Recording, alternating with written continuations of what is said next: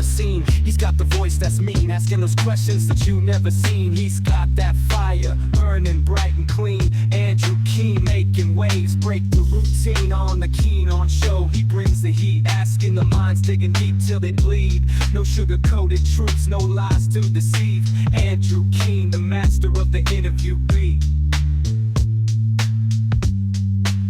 He's got the knowledge, he's got the flair, challenging ideas with a fearless stare. With every question, he's uncovering what's there. Andrew Keen, a truth seeker, he's aware. Hello, everybody. It is Tuesday, October the 15th, 2024. 3 weeks to you-know-what. And we're in the silly season, I guess, in some ways of the election, where everyone claims that the other side is trying to take America over, corrupt America, make America bad. My guest today on the show, Talia Lavin, has a new book out, Wild Faith, How the Christian Right is Taking Over America. It's out today, and Talia is joining us from New York City. Talia, congratulations on the new book. But are the Christian right really trying to take over America? Is that a little bit of an exaggeration, or is that actually true? No, it's true. I don't think it's part of the silly season to say so. I think if you look at the Speaker of the House, if you look at the majority on the Supreme Court, if you look at Donald Trump's sort of most vocal supporters, you are seeing the Christian right in action, and really the culmination of 50 years of building power in American institutions, particularly in the courts and the judiciary. So we see all these unpopular theocratic laws being passed, these abortion bans. We're seeing really sweeping promises being given to the Christian right from one of the two major candidates. And so I don't think it's actually hyperbole to say that this is what we're witnessing is, a takeover, an attempted takeover. Talia, in the Federalist Papers, James Madison famously argued that the whole point of the American system was to protect America from factions. So he designed, or he and the other founders designed, a balance of power system. So one branch of government would be balanced with another. And the premise of this was that everyone forms into faction, and all factions are determined to have their way. So whether it's the Christian right, or labor unions, or business leaders, or Silicon Valley, everyone's in the business, so to speak, of taking over America, because everyone wants to pursue their own agenda. Is the Christian right different from that? Yes and no. I think one thing that distinguishes the Christian right is that for them, the stakes are, very much not solely material. So that a labor union might be struggling for fair wages or better work hours, whereas on the Christian right, the view is very much seen as a conflict between good and evil and a battle for the soul of the nation.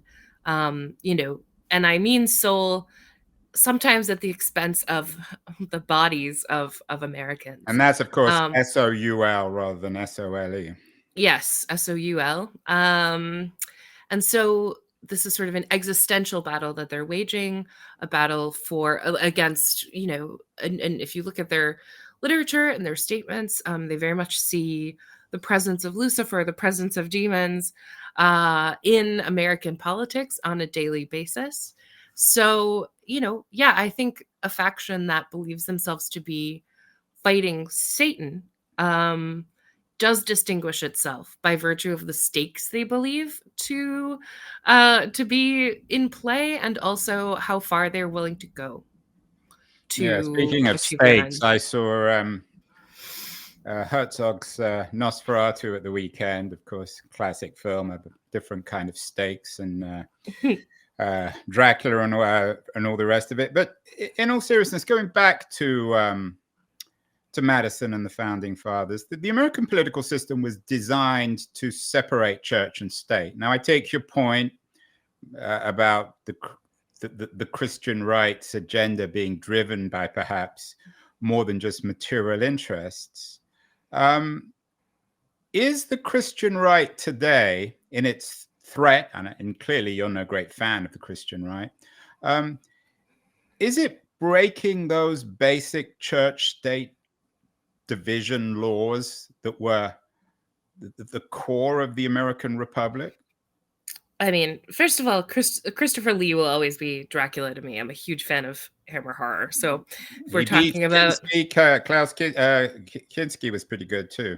Yeah, but Lee really has that presence in terms of dramatic Englishman. Yeah, I mean, church and state, it's a very, like, the firewall of separation. It's a very nice concept. And I'm sure the founders had a lot to say. I mean, they also didn't perceive of women or people of color as people. So it's safe to say their understanding was perhaps flawed. And maybe we shouldn't be looking at, every single word of what they wrote 250 years ago as minutely applicable to our present state of politics. But more to the point, if you live in Alabama, if you live in Arkansas, if you live in Iowa, if you live in Idaho, and someone says, oh, the church and state are fundamentally separate, that's a joke.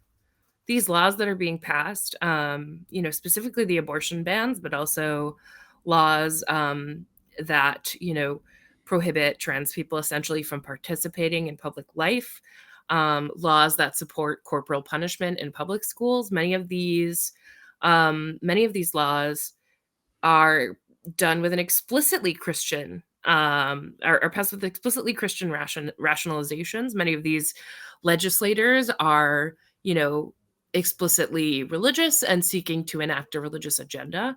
So maybe some of that pertains on the federal level, although again, given the composition of our Supreme Court, several of whom are open religious extremists, if we're talking about the conservative majority at this moment, that's doubtful. If we're looking at the Speaker of the House, who is at this moment saying he may not certify the election results. And, this is a person, Mike Johnson, who has devoted his entire adult life to Christian extremism, to activism on the Christian right, who's in a covenant marriage, who, is a proponent of Christian conversion therapy for gay people, so on the federal level, maybe there's more of a firewall, but if we're talking about the states and we're talking about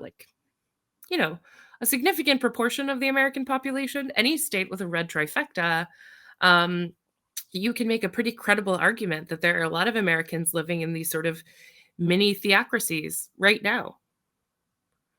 Talia, what exactly, your book is called Wild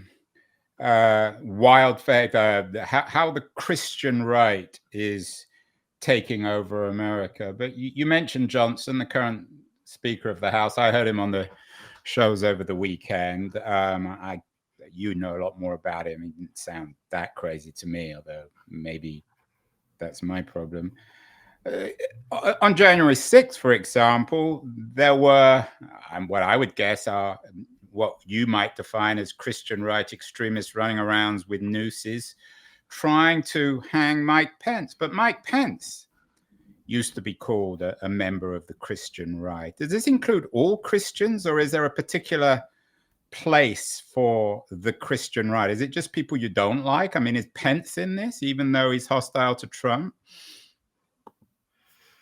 Is Mike Pence a member of the Christian right? Yeah, absolutely. I mean, he specifically defined himself throughout his life as such, and as governor of Indiana, very much set that kind of agenda. I mean, the reason he was selected as Trump's running mate in the first place was to gain credence with evangelicals.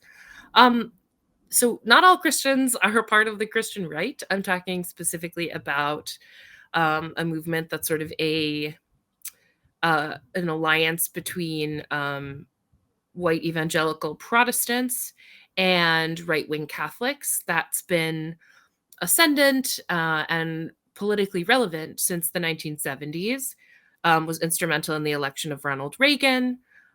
Figures like Jerry Falwell and Ralph Reed and Pat Robertson, people with really big followings, and their sort of descendants and their spiritual descendants. And at this moment in time, in our chaotic information environment, and this moment of really extreme forces unleashed in our nation, the Christian right has radicalized accordingly.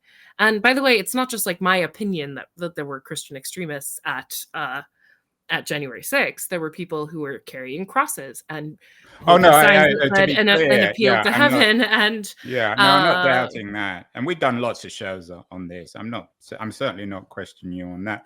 Now, my point on Pence is that there is, shall we say, a moral calibration on the right, that Pence clearly took a moral stand. He wasn't willing to do what Donald Trump asked him to do. And there were people on January 6th going around trying to hang him. Now, historically, people always associated him with the Christian right. So my question is, are there moral calibrations within what you call this Christian right? Or are they all intent on taking over America, in your view?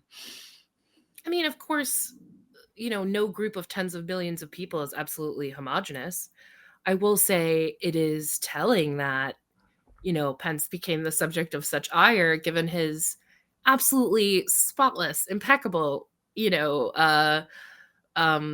evangelical credentials up to that point in time. I mean, there becomes a point at which, following Trump, and sort of making that part of one's political and even religious identity, creates this sort of malleability, where that becomes part of your faith, becomes part of your identity, and you become willing, yes, to turn on even supposed allies. And we saw this even in like the Republican primary in 2016, when these really, Christian right figures like Ted Cruz, who had made that part of his public identity for decades, and Marco Rubio, really fell by the wayside. And then that political movement really became enthralled with Trump, and even at the time started mentioning prophecies that he was sort of this flawed vessel for God's will, that he was a modern day reincarnation of Cyrus, the king in the Bible who allowed the Jews to return and build a second temple, who was a heathen and a Persian, but nonetheless did God's will. And so that was sort of the party line among the most florid factions of the Christian right leading up to the 2016 election. And what we're seeing in this 2024 cycle is that these assassination attempts, particularly the assassination attempt in Butler, Pennsylvania, where a bullet narrowly missed hitting Trump, has really been folded into this myth of a living martyr. And so in a recent campaign event that returned to the scene in Butler, Pennsylvania, you had J.D. Vance saying that, Donald Trump was saved by God for a higher purpose. You had preachers, reiterating that message, this idea of kind of this living martyr, this man who takes on the ire of the world for you, the faithful, as really this recurrent element in a campaign that is deeply inflected with a right-wing, ecstatic vision of Christianity. It's interesting you bring up J.D. Vance. I was listening over the weekend to the interview he did with Lulu Garcia Navarro, New York Times.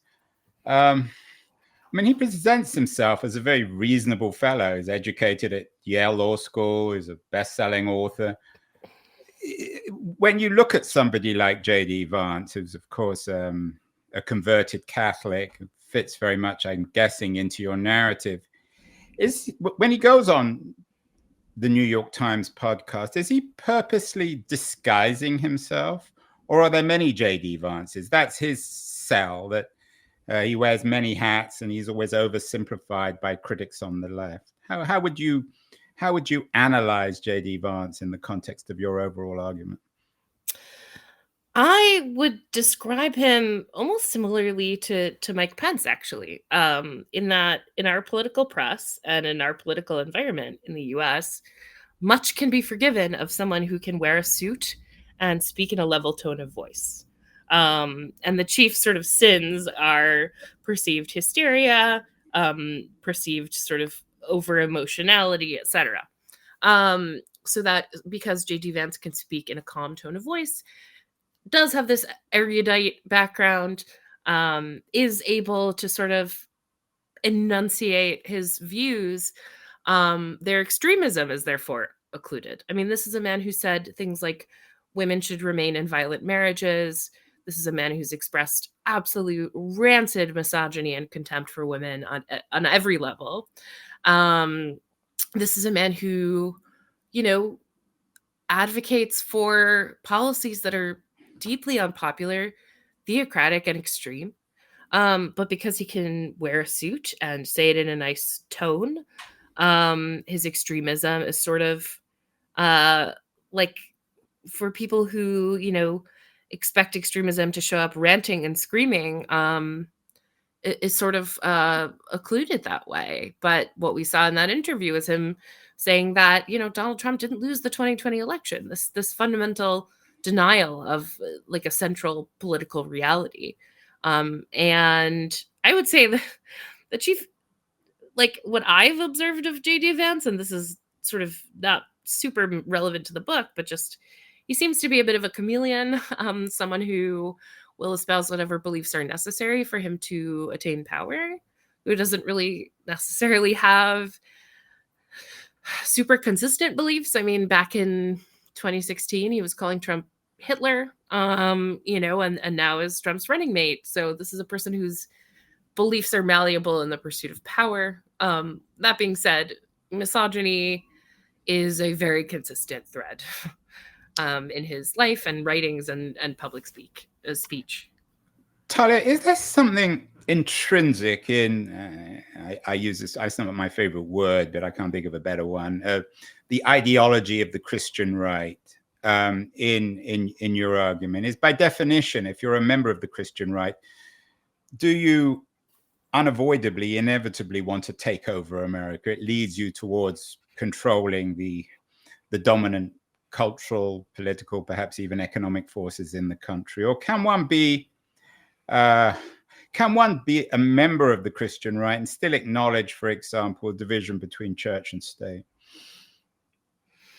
I think that, once again, like this is not a monolithic or homogenous group. On the other hand, what we're looking at right now, this moment of chaos, of denial of sort of the fundaments of democracy, this moment of really profound, both like political unrest, but also sort of existential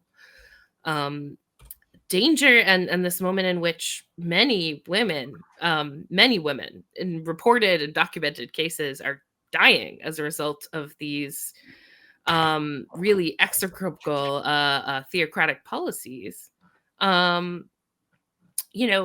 What we're seeing is that, like, over the past 50 years, since the 70s,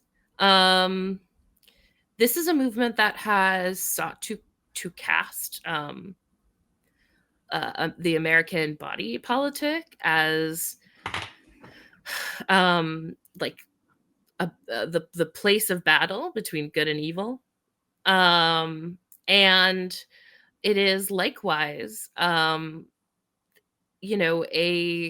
movement that has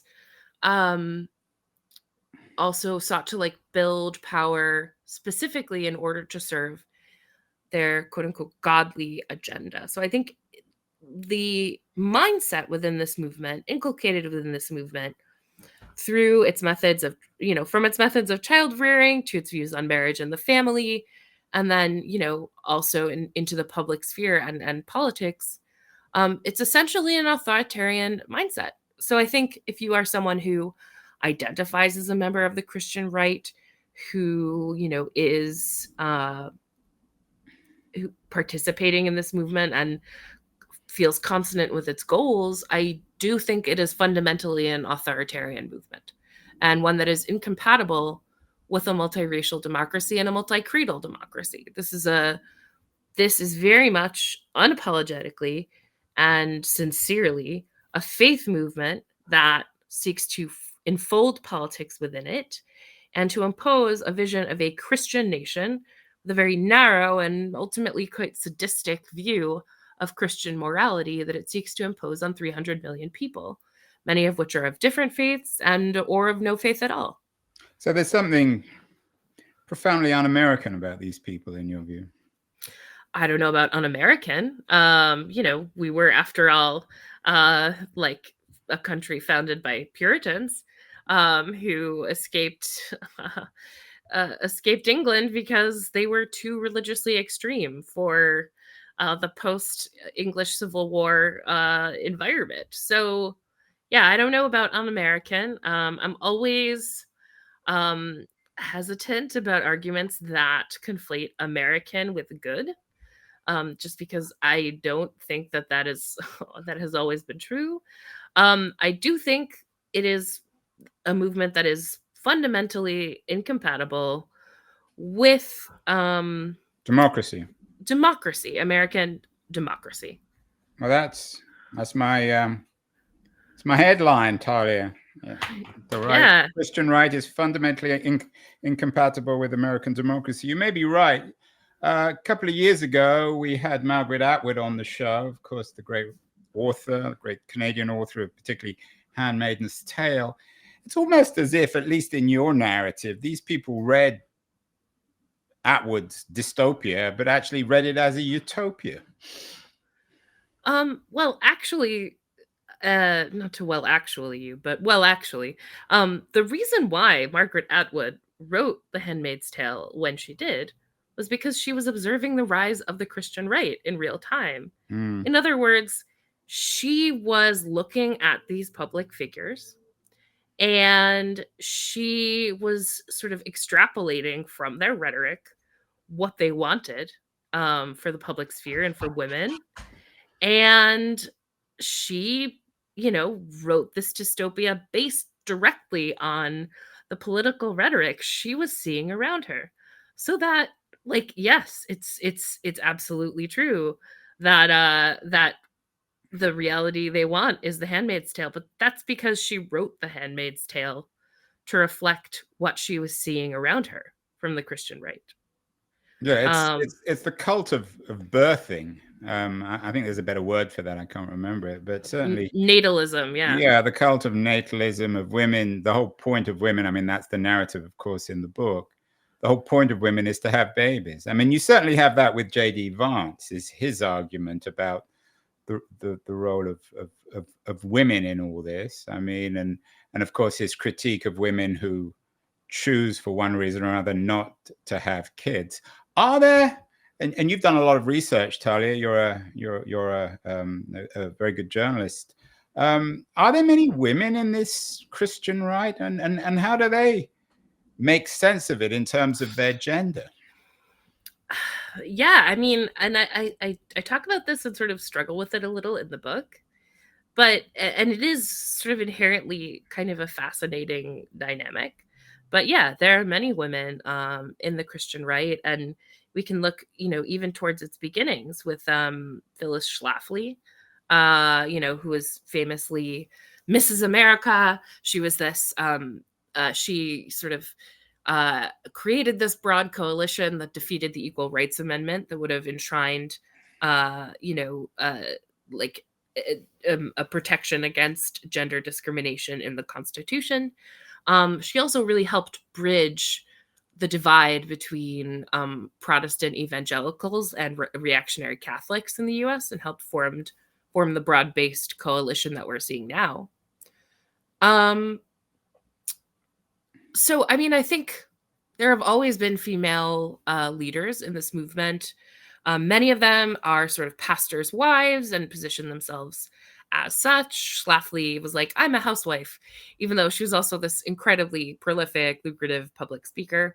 Many of them define themselves as sort of the voice for mothers or voice for daughters, sort of taking on these traditionally feminine identities. I call them sort of Valkyries for female submission. It is a curious position to be in. That being said, I think it does make sense within the context of looking at the perceived stakes that these people believe themselves to be fighting for. In other words, if you believe that you are fighting for a kingdom of Christ on earth, if you believe that you are, ushering in this godly era that will lead to Christ's return, if you believe you're thwarting Lucifer with what you say, then yeah, like transgressing the sort of gender roles and being this outspoken leader, it may on the surface seem hypocritical, but there's no hypocrisy. There's no such thing as hypocrisy in holy war. It's irrelevant. And then the other thing is that this is how many women feel called by God, right? They describe themselves as being called by God or heaven sent or pushed by the Spirit to make these pronouncements, to be these public figures. Do you So think yes. that sometimes when secularists in particular hear that, they think it's a bit of a scam? Are these people really hearing this, or are they using it as an excuse to hate women and leftists and people of other color skins? I think intent is always trumped by impact. So I am not really in the business of trying to read other people's minds. I think, though, when people say that they are sincerely faithful and that they are pursuing an avid and sincerely felt religious faith, why not take them at their word? It is very possible to believe all the more sincerely because your religious action will ultimately be consonant with your values and your pursuit of power. So I don't think these two things are incompatible at all. Talia, how is your notion of what you call the Christian right, how is it bound up with right-wing extremism? We did a show, we've done many shows on this one with our Derek Black, who was the godson of David Duke. He had a best-selling book earlier this year, Rising Out of Hatred. Is this the old Klan reinvented in the shape of Christian extremism, or are these parallel movements? Are they connected? It's a good question. And my first book, Culture Warlords, was about neo-Nazis in the US. And that's why I asked, because you did this first book, My Journey into the Dark Web of White Supremacy. So you're very familiar with both worlds.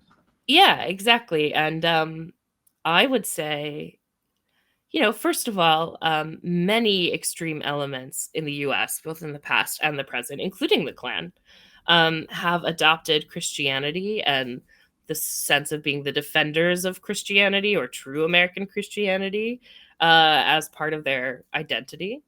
So these things are historically consonant; they rhyme with our past.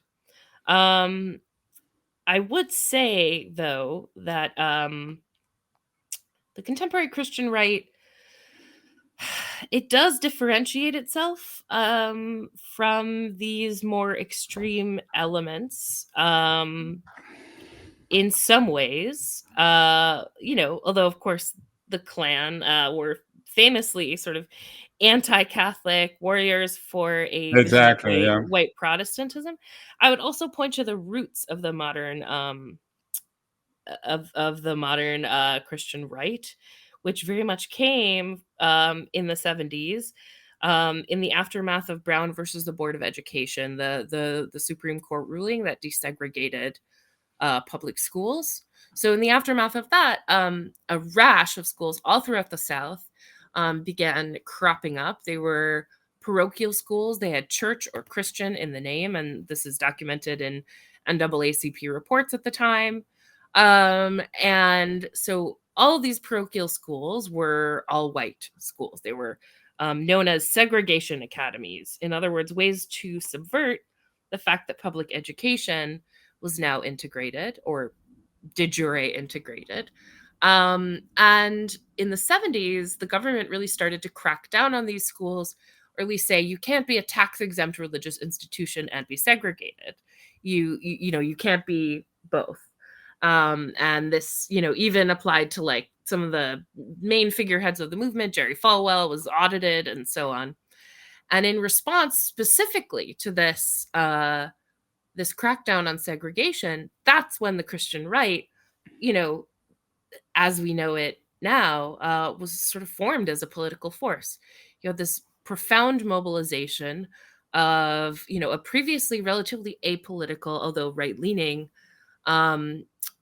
white Protestant population, the Southern Baptists, these really big denominations that had previously sort of considered politics worldly and beneath them, and sort of not out like places for a holy congregation to insert itself. As a direct result of the government like intervening about segregationism, this movement mobilized profoundly and began to take political action and define themselves on the political right. And it was only later in the late 70s and 80s that, thanks to the efforts of Catholic reactionaries like Phyllis Schlafly, like Paul Weyrich, this guy who helped found the Heritage Foundation and was known as sort of the Robespierre of the right, and Leonard Leo, founder of the Federalist Society, where sort of saying like, hey guys, if you want to build a bigger and broader audience, you can't just stick to segregation now, segregation forever. That's not going to win you many sympathetic converts. Why don't you adopt abortion as sort of this new civil rights struggle, the struggle for the liberation of the unborn, who conveniently aren't going to talk back. And so you really see this incredible shift. As late as 1974, the Southern Baptist Convention was voting like in favor of abortion. Abortion was seen as this fringe Catholic issue. And then suddenly you see this huge shift into championing the rights of the unborn, and, at the same time, engaging in much broader reactionary sentiment against the civil rights movement, the feminist movement, the gay rights movement, all of these social progressive movements that had been gaining traction in the American mid-century. So I think that, just to return to your question, I think American white nationalism and extremism is quite consonant, if not always directly overlapping with, a movement that had its roots in segregationism and is very much a white political identity, who are militantly anti-immigrant, and this shows up in polls, and who are fundamentally a force for reaction in the American body politic. You mentioned Leonard Leo. We've done a lot of shows on these issues. One with Ann Nelson. I'm sure you're very familiar with her work. Shadow Network, Media, Money, and the Secret Hub of the Radical Right. I think actually Ann has a new book coming out early next year. She focuses on the dark money. I mean, I don't know how dark it is. We know that it's Leonard Leo. Why is this different, though, Talia, from any other group? I mean, Phyllis Schlafly started out as a tiny minority within her own party. Isn't this the nature of politics, that you look for funding, you look for issues, and that's just the nature of things? Why is this different from any other group? Well, isn't it, I would counter by saying, isn't it in the nature of political commentary to point out trends that we find harmful and frightening in our country? I mean, I think the sort of MAGA movement is sort of sui generis. There have been gestures towards this kind of revanchist populism in American history, certainly.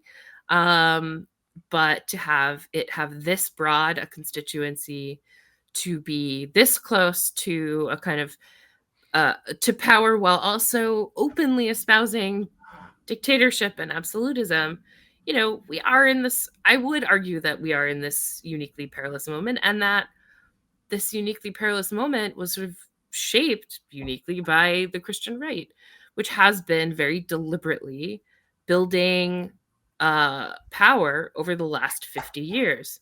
And I would say, yes, having a movement that is this openly theocratic, this openly authoritarian, and this close to achieving the consolidation of power that they've been building over half a century. It's a remarkable closing of the ranks. It's a remarkable level of internal discipline. And so, and also, their goals are sort of just poisonous to so many people, to women, to children.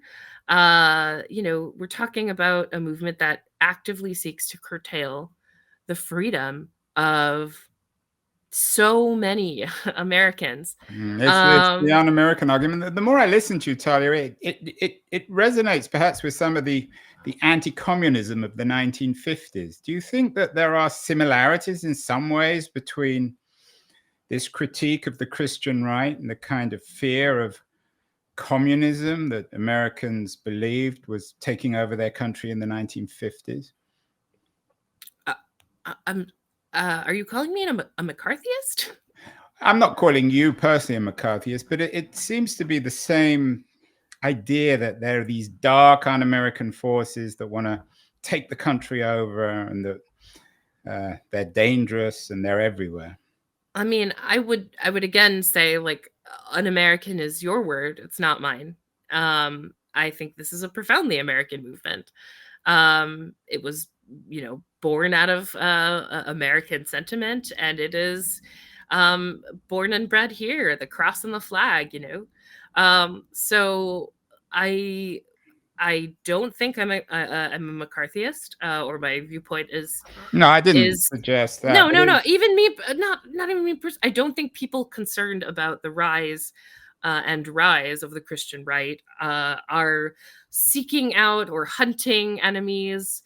We're not HUAC. We're not sort of like the House Un-American Activities Committee, where we're seeking out opponents wherever they may be hidden. These are people who are very openly stating exactly what they want, which is to refashion America as a kingdom of Christ on earth. And so, it would be one thing if I were like going about sort of seeking these hidden symbols, or like really digging up something that needed to be unearthed.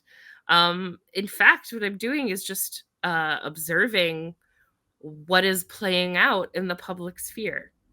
I would also say that it's ironic that you would specifically gesture at anti-communism, because the McCarthyist movement specifically was one of those things that really produced this strong right-wing tendency in American churches. So, like, this idea of the godless communists are taking over the US was very much one of the forces that sort of began to galvanize the Christian right as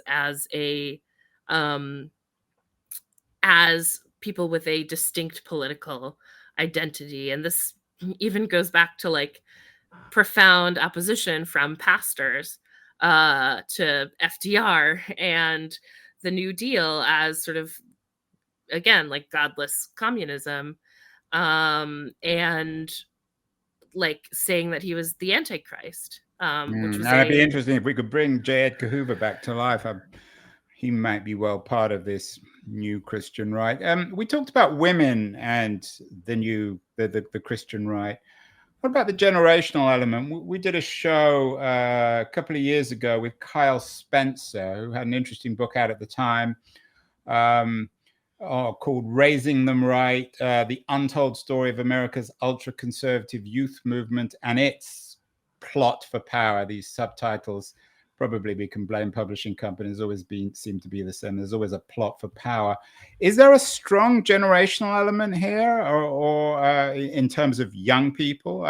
Are what you call the Christian right very active, for example, on university campuses?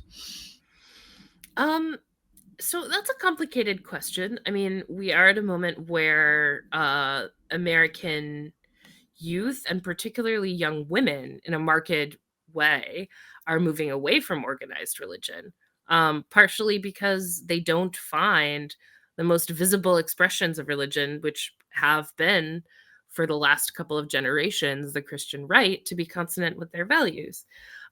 So, like, American youth broadly may have issues with the Christian right. That being said, a great deal of the book is taken up by my by interviews with many former evangelicals about how they experienced discipline and child rearing and homeschooling growing up in these families. And so what I found was this tremendously, almost brutally punitive view of children. Yeah, Um, corporal. I know you've talked about the evangelical obsession with corporal punishment. Yes, and that does make up, quite a bit of the book, is talking to people who survived that kind of childhood. Um, and I think, first of all, just as a human phenomenon affecting tens of millions of American kids, that's something to remark upon. And I had many ex-evangelicals, who read some of my initial reporting on this, and then also responding to that book excerpt you just showed on screen, that was published in New York Magazine, um, say, wow, like this really reflects my childhood in a way that I haven't seen publicly discussed. I think it is under discussed, but also, if you want to question, like, how are so many people espousing these authoritarian principles that seem to be not consonant with the values of American democracy. You know, like, if one place you can look, and it's a dark place to look at, but if you look at the past 40 years of the quote unquote biblical parenting movement, as people like James Dobson and many generations of imitators have called themselves, what you see is a regime of violently enforced obedience. I mean, we're talking beatings, like, pretty widespread and enthusiastic, not just like a support, but like embrace of corporal punishment, and with the idea of producing, and I'm quoting directly from parenting manuals here, instant and joyful obedience. And that's the goal. That what you want is a kid who's not necessarily thoughtful or kind or inquisitive or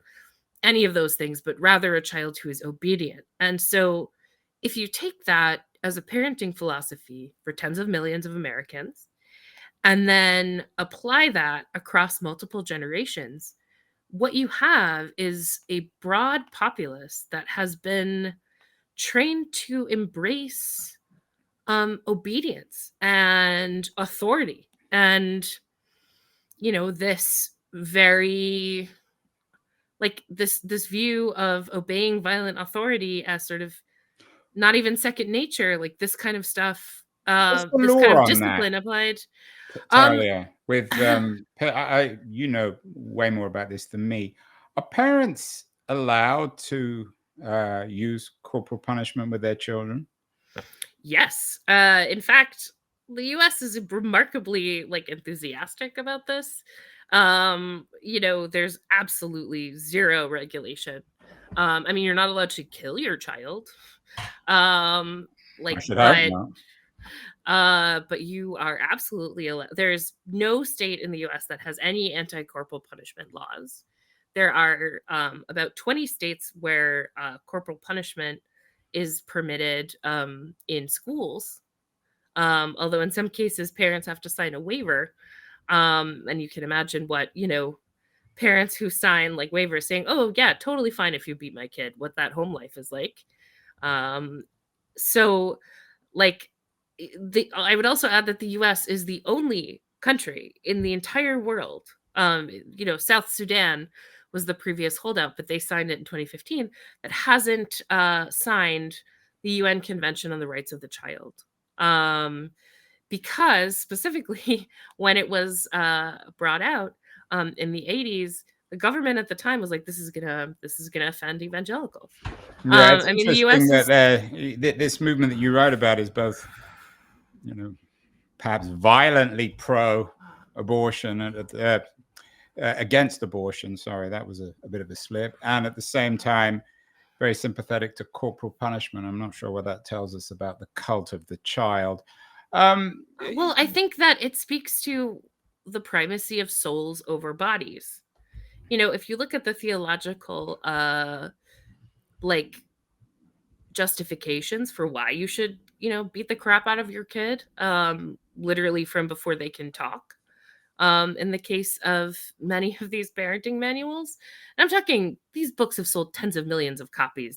I'm not talking about some, weird fringy stuff. Like James Dobson's books, Dare to Discipline and The Strong-Willed Child, sold a ton of copies.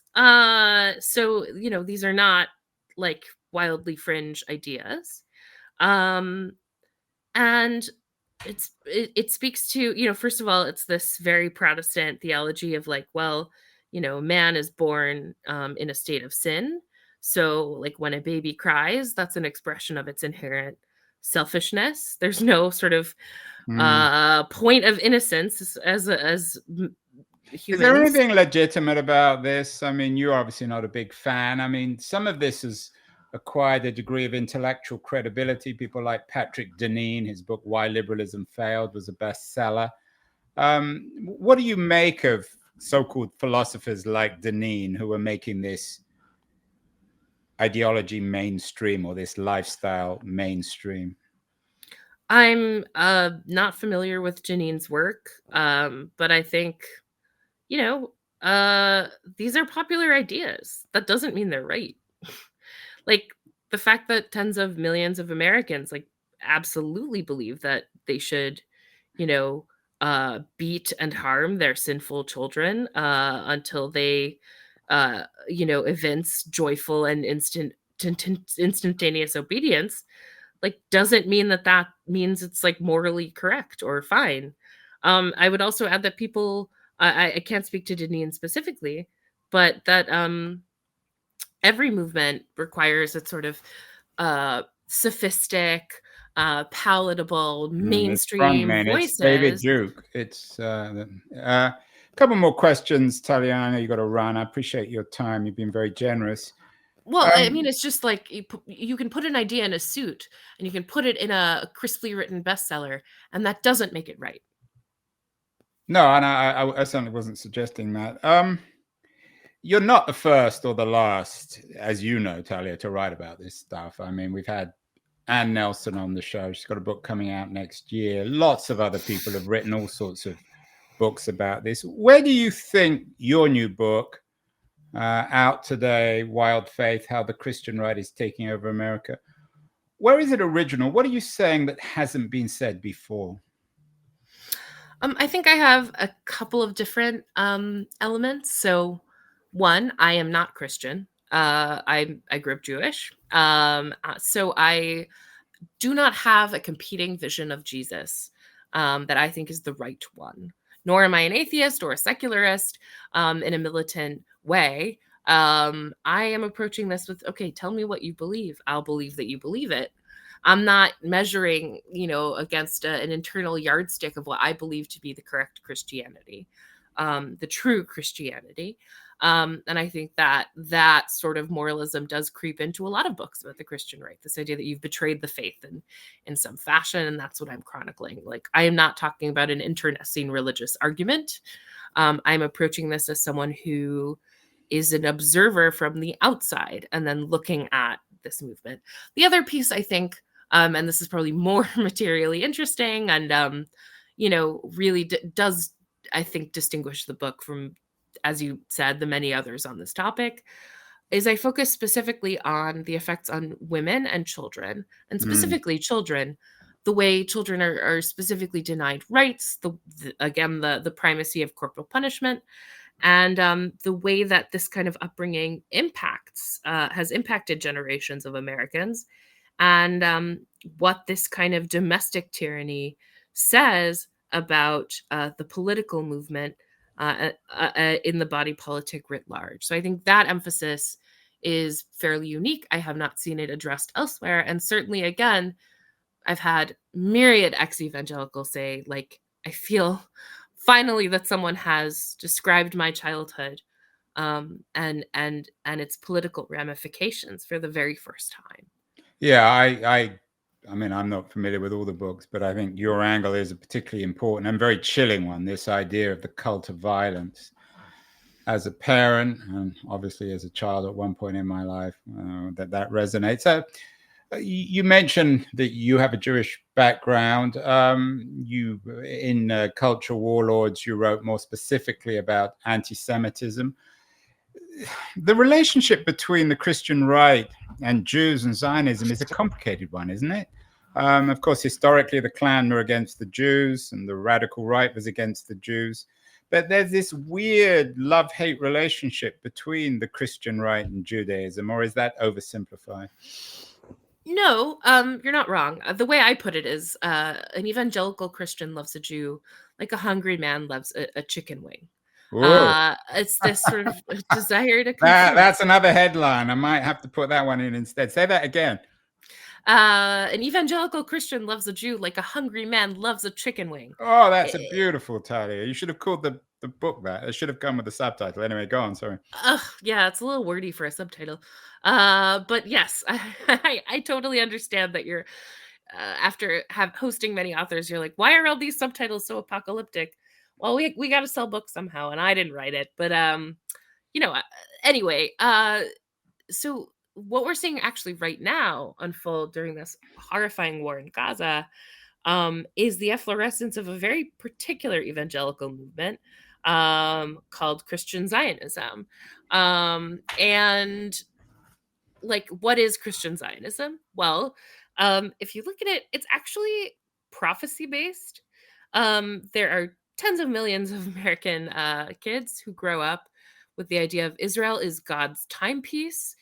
What happens to Israel is basically going to determine the prelude to the end of the world.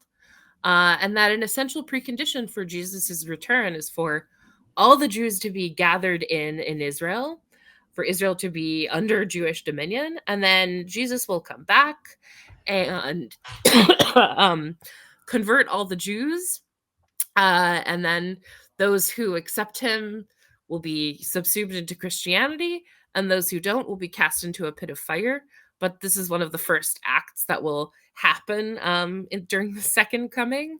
But that an essential precondition, a trigger condition, as it were, for Jesus's return, is this ingathering of the Jews to Israel, is this dominion of Jews over dominion of Jews over the land of Israel. And so, Christians United for Israel, the biggest Christian Zionist organization in the U.S., has 10 million members, significantly more Jews than there are, significantly more members of Christians United for Israel than there are Jews in the United States. And so essentially, this is a movement that has poured lots and lots of money into settlements in the West Bank, that has constantly, and you can even see it in like Bush era stuff about like Palestine policy was influenced by this movement of sort of slow walking peace with the Palestinians, because Palestinians in this worldview like are just obstacles to this dominion and of the Jews, and therefore Jesus's return. But ultimately, what really strikes me is that this is a fantasy of, annihilation. This is a fantasy of the ones that convert, can live, and the ones that, uh, do not are cast into a lake of fire. So it's sort of like with friends like these, who needs enemies? Of course, a lot of Jews sort of say, well, I'll worry about that when Jesus comes back. Um, you know, but it makes for some pretty rough bedfellows. And just in my experience, when you talk to um, evangelicals as a Jew, they get like really excited about the prospect of converting you. It's like you're extra special. Because like, I don't know what it's like almost a fetishistic. I'm speaking of Yeah. fetishistic. I'm not going to make any jokes about rough bedfellows. I'll get into trouble. But kind of, No. or corporal punishment. There's all sorts of satire we could make of all this. Finally, you've been, as I said, very generous with your time. It's an important subject. We've done, as I said, many shows on this alternative America, shall we say. One last week with the great Berkeley sociologist Arlie Russell Hochschild. She has a new book out, Stolen Pride, Lost Shame and the Rise of the Right. Arlie went, she's a personal friend of mine, she went to Kentucky. And while she's certainly a woman on the left, she went looking to make more sense in sociological terms, shame and loss and pride. I wouldn't say she's sympathetic to the right, but she gives it a human dimension. Is there anything, I mean, you've spent a lot of time looking at this Christian right. You clearly don't like it. You're no fan of it. But is there anything about it that you admire? Is there stuff about the Christian right that you think to yourself, well, that's not so bad? Maybe if progressives could learn from that, then American progressives would be stronger or more, or be viewed more sympathetically by more Americans? Oh boy. Well, ruthless will to power, willingness to create coalitions, despite really manifest, like Catholic, just like, the Reformation wasn't that big a deal. Let's get together. Rough bedfellows, as you would say. Yeah, exactly. That kind of cross-national power building, ruthlessness. That's kind of the Leninist element, the Steve Bannon element. What about Talia? I mean, even if this idealism, you clearly no great fan of what their idealism, should we have any admiration for the fact that they believe in something? I mean, connection lost. Can you? No, you're still here. The God is still allowing you to speak. Oh, well, I mean, just if the American left had like a fraction of that determination and willingness, like we would be in a as a country. But